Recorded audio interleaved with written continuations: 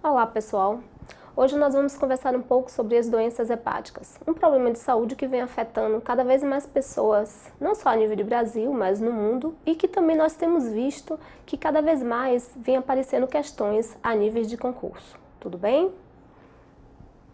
Inicialmente eu gostaria que você parasse um segundinho e tentasse resolver essa questão. Não se preocupe, pois qualquer dúvida nós vamos ao final da nossa aula estar retomando essa questão e discutindo um pouquinho mais. O fígado ele é um órgão bastante importante, não só para o metabolismo, como também para o equilíbrio de todo o bom funcionamento do nosso corpo. As principais funções do fígado são circulatória, ele recebe nutrientes a nível com o sangue do nosso trato gastrointestinal, de órgãos tais como o rim também. As metabólicas, ele auxilia na questão do metabolismo dos macronutrientes, que são as proteínas, os carboidratos e os lipídios, uma função bastante importante aí. Também na detoxificação dos processos dos fármacos e dos hormônios, então as substâncias que sobram desse metabolismo são detoxificadas pelo fígado. Uma outra coisa importante é a secreção de bilirrubina, a síntese também de sais biliares, que é fundamental na questão da digestão e absorção das gorduras, o armazenamento, principalmente do carboidrato na forma de glicogênio e também das vitaminas lipossolúveis, tais como A, D, E e K, e a fagocitose, ou seja, a destruição dos glóbulos sanguíneos vermelhos e brancos que são velhos, e ele também auxilia na questão da fagocitose de algumas bactérias. Sendo assim, o fígado também auxilia no processo de defesa imunológica.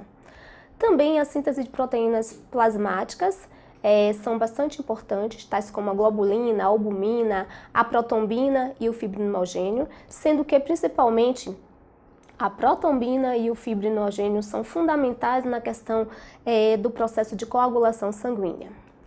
Bem, para que a gente possa fazer um controle melhor para ver como é que está o funcionamento do fígado, se está existindo agressão ou não, é importante que conheçamos um pouco sobre os indicadores bioquímicos da função hepática. Então, inicialmente, nós temos a TGP, o TGO, certo? E a fosfatase alcalina. Todas essas são enzimas que ficam dentro do hepatócito. No momento em que ocorre uma lesão dessa célula, a gente percebe que existe um extravasamento para o sangue e, a partir do momento que se faz o exame de laboratório, se percebe uma alteração, ou seja, uma elevação dessas enzimas, indicando um dano hepático. Também podemos dosar proteínas totais e frações e o tempo de protombina, certo? A glicemia também é importante. Glicemia elevada indica que esse fígado não está produzindo, ou seja, glicogênio da forma adequada. De um modo geral, a cirrose ela pode ser causada por vários fatores. Dentre esses, no nosso meio, a gente destaca bastante a questão de algumas drogas que têm efeito que danificam o hepatócito, o uso abusivo de álcool, isso é bastante comum dentro da nossa cultura, o vírus da hepatite B e doenças tais como a esteatose hepática não alcoólica, que é o acúmulo de gordura a nível do fígado. Essas doenças, ou melhor, esses fatores, eles agridem o hepatócito e à medida que esse hepatócito ele é danificado, cada vez mais ele perde a sua função. É importante a gente lembrar que todas as vezes que o hepatócito ele perde sua função, surge no seu lugar desse hepatócito que morreu, um outro tecido chamado um tecido fibroso, e esse tecido ele não consegue exercitar, ou digamos assim, executar as mesmas funções do hepatócito saudável. É o que a gente chama de cirrose hepática. Bem, aqui eu trouxe só apenas a nível de ilustração. Nós podemos ver aqui então à esquerda um fígado que está normal. Esse outro aqui do meio é um fígado que está com esteatose hepática, ou seja, com acúmulo de gordura, a gente percebe que ele é um pouquinho mais amarelo, e um fígado cirrótico, onde a gente observa um dano, ou seja, uma perda total dessas células hepáticas. Quais são as principais complicações desse dano? Tá? Então, nós podemos observar aqui que existe um fluxo sanguíneo, normal, que vem das veias, da veia cava principalmente, da veia mesentérica inferior, e flui tranquilamente para o fígado, sem encontrar nenhuma barreira. A partir do momento que começa a surgir cirrose aqui, ou seja, uma perda, a gente percebe uma grande resistência para que esse sangue ele flua pelo fígado. E se não tem o fluxo, você tem uma alteração de toda a capacidade funcional desse órgão. Quais são então as complicações? Então nós podemos observar que começa a existir, né, por conta da cirrose, uma dificuldade. Se o sangue ele não consegue fluir normalmente, ele vai começar a retornar para todos os órgãos que têm ligação venosa com ele. Isso vai causando danos em todos os outros órgãos, tais como o rim, o baço, o próprio esôfago, que é bastante irrigado também por alguns vasos que estão ligados ao fígado. Quais são as consequências? Então, a hipertensão portal, sendo que a hipertensão portal é o nome que nós damos a essa resistência desse fluxo sanguíneo. A síndrome hepatorrenal, que são alterações a nível das escórias nitrogenadas, principalmente por mau funcionamento do rim. A encefalopatia hepática, que é uma síndrome neurológica, neuropsíquica bastante complicada. E nessa síndrome o indivíduo ele pode começar a ter alterações do nível de consciência e podendo chegar até mesmo ao coma, é bastante grave. Varizes esofágicas, e essas varizes, caso elas rompam, o paciente ele vai ter um sangramento de difícil controle, podendo ir a óbito. Também a ascite, que é o acúmulo de líquido, principalmente nessa região de abdômen. E a icterícia. Aqui a gente percebe nessa parte que normalmente no nosso olho ela é bem clarinha, né? Uma coloração mais amarelada. Isso é por conta do excesso de bilirrubina. Bem, o que causa isso? Então a literatura ela discute principalmente que a amônia acumulada ela é bastante tóxica, podendo levar à agressão dos nossos neurônios. Uma outra coisa também é o desequilíbrio entre os aminoácidos ramificados e os aminoácidos aromáticos existentes na nossa circulação. Os aromáticos eles são bastante captados pelo fígado, pelo músculo esquelético, e uma vez que ele é captado mais pelo músculo por conta do hipercatabolismo, o que acontece? Reduz a quantidade dele a nível de sangue. E por falta de um bom funcionamento do fígado, os aminoácidos aromáticos eles não são metabolizados adequadamente. E aí acontece o quê? Aumento desses aminoácidos aromáticos, formação de neurotransmissores e uma piora da questão do nível de consciência do indivíduo. As mercaptanas são outras substâncias também colocadas como sendo fundamentais nesse quadro de encefalopatia. E também as mercaptanas elas potencializam o efeito tóxico da amônia. O que então a gente tem de conduta alimentar ou dietoterápica para melhorar esse indivíduo? Então as proteínas, elas podem ser normais ou um pouco elevadas. É importante que se selecione as fontes e esse paciente ele receba um pouco mais de aminoácidos de cadeia ramificada nos períodos principalmente de encefalopatia. Os carboidratos, ou seja, os açúcares individualizados, se monitorando a questão dos níveis glicêmicos, ok?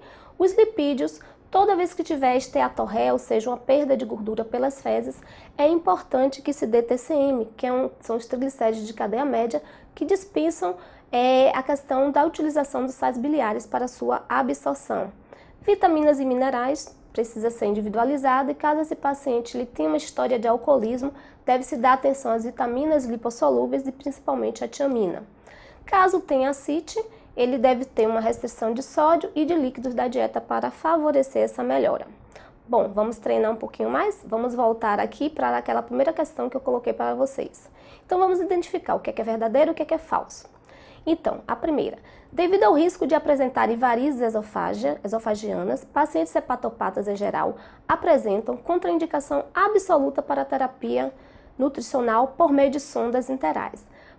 O risco em si não é uma contraindicação absoluta, só caso exista, né? Então aqui no caso é falsa.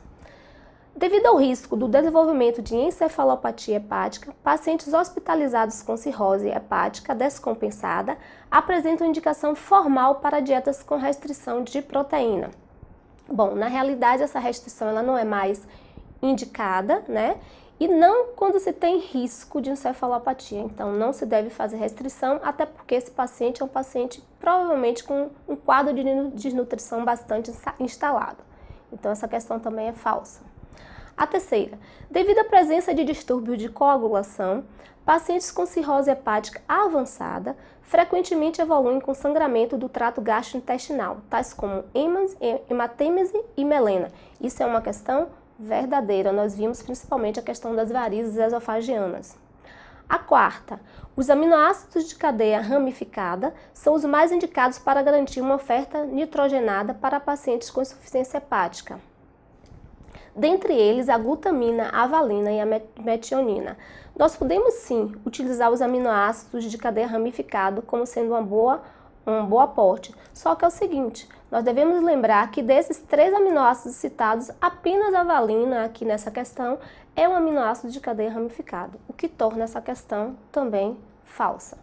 A última, na doença hepática, mesmo na ausência de esteatorreia, que é a tal da perda de gordura pelas fezes, é de grande importância a restrição de gorduras da dieta e a utilização de triglicerídeos de cadeia média.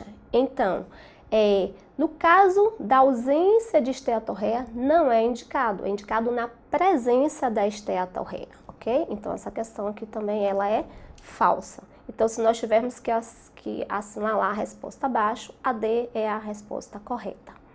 Mais uma, vamos lá?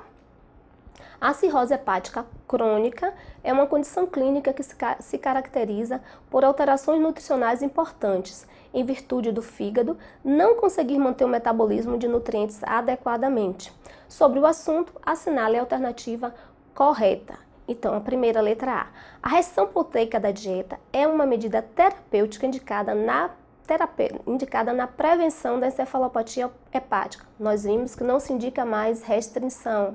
Então, essa questão ela é a falsa ainda. Aminoácidos de cadeia ramificada são mais indicados para oferta nitrogenada na insuficiência hepática, dentre eles a glutamina, a valina e a metionina.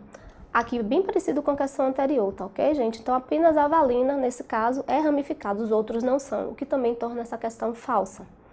A presença de hematêmese e melena são sinais de evolução desfavoráveis da cirrose hepática. Essa é uma questão verdadeira. Então, a gente acabou já encontrando aqui qual é a afirmativa correta, tá? A última também não seria, porque ele coloca que mesmo na ausência de esteatorreia, nós deveríamos restringir gordura, e isso torna a questão falsa, né? Apenas na presença e não na ausência. Bem, pessoal, nós vamos terminar por aqui. É importante que você continue fazendo o estudo, né, desse tema que é bastante complexo, principalmente a nível de metabolismo. Continue treinando para que consiga responder todas as questões sem ter dificuldade. Até a próxima!